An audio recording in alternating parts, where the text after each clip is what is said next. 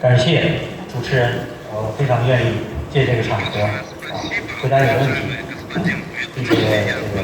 发表一些关于推进中国关系和中国地方合作的意见。尊敬的尼古拉耶夫行政长官，尊敬的李海涛主席，尊敬的双方参会者，女士们、先生们，大家好！很高兴来到美丽的萨哈尔特共和国，出席中国省区萨哈尔特地方友好助力中国合作国际论坛。我谨代表中国驻俄罗斯大使张恒辉先生，代表中国驻卡巴罗斯总领馆，对论坛的开幕表示热烈祝贺，对致力于中俄地方合作的两国各界人士致以崇高敬意。中俄互为最大邻国和全面战略学的伙伴。近年来，在两国元首的战略引领下，中俄关系不断在高水平上实现新发展。今年3月，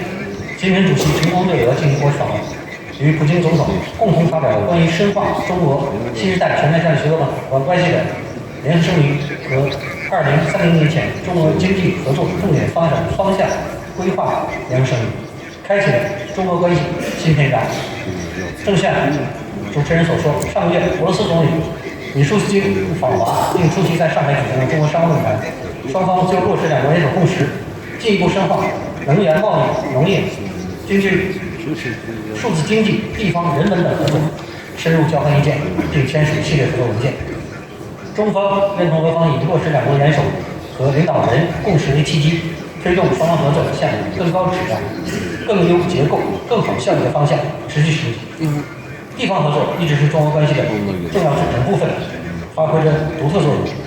远东地区是俄罗斯对华合作最前沿、最活跃的地区。中国多年来一直保持远东地区第一大贸易伙伴和第一大外资来源国地位。2022年，中国与远东贸易突破200亿美元，同比增长47%。从贸易结构看，双方进出口贸易呈现互补态势，提升空间仍然很大。两国还在远东地区实施了多个能源互联互通等领域的重大项目，中俄天然气东线天然气管道、阿姆尔石油化工综合体等成为两国合作的旗舰项目。黑河布拉格申斯克公路桥、同江夏令营科学铁路桥，让中国东北和俄罗斯远东交通更加多元便利。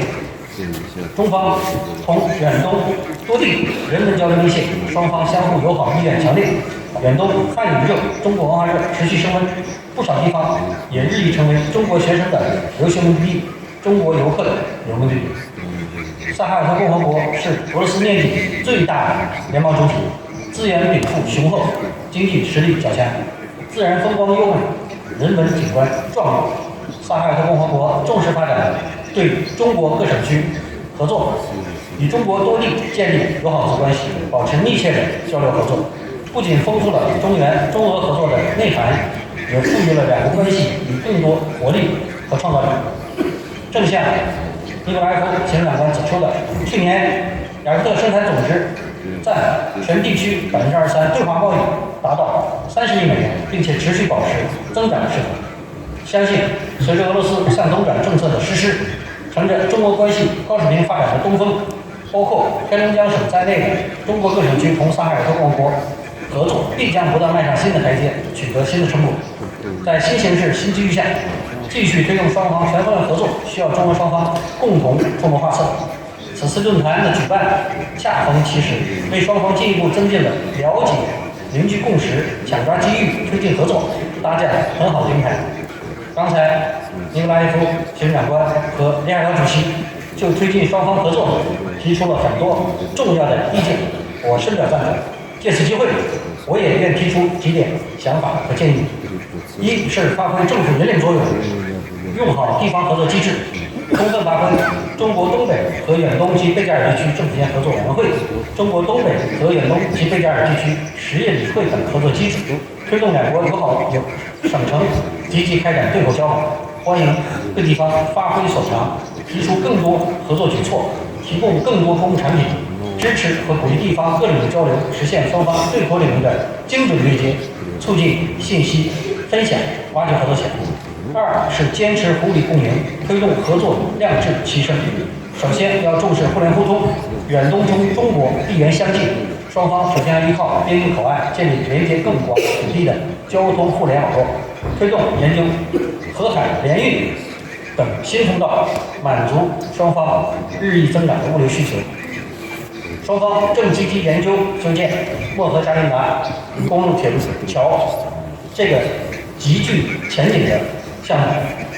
其次，要发挥互补优势，俄方可用好政策、资源、技术优势，加大对远东开发，特别是跨越式发展区等优惠政策、法律法规的宣传力度，让中国企业了解俄方合作意愿和优惠条件。中方要用好市场、资金和经验优势，更有针对性的开拓在俄市场。双方还可以延长合作产业链，加强农产品深加工、矿产资源开发和精炼、创意产业、跨境电商、数字经济等领域的交流合作。三是密切人文交流，夯实民心相通，加快恢复两国旅游合作，加大旅游资源宣介力度和旅游配套设施建设，推动两国各地校学合作，推动联合办学、教师交流、夏令营等活动常态化展开，不断增进两国民众，特别是青少年的相互理解和友谊，发挥智库、民间友好机构等作用，积极开拓创新，形成合力，共同推动地方合作。心合意同，谋无不成。今天正是携手发展，共同期盼，让我们相聚萨哈尔特共和国。此次李海涛主席率领黑龙江省代表团来访并参加论坛，就推进双方合作提出一系列新的重要倡议，得到了萨哈尔特共和国领导的积极响应。希望两国地方各界人士通过此次论坛共话友谊、共商合作，助力中俄关系行稳致远。中国驻哈巴罗斯克总领馆将一如既往积极发挥桥梁和纽带作用，为推动中国有关省区同萨哈尔特共和国各领域交流合作提供一切必要便利、支持和协助，共同为推动中俄合作不断取得新突破贡献力量。祝此次论坛取得圆满成功，达成更多实实在在的合作成果。谢谢大家。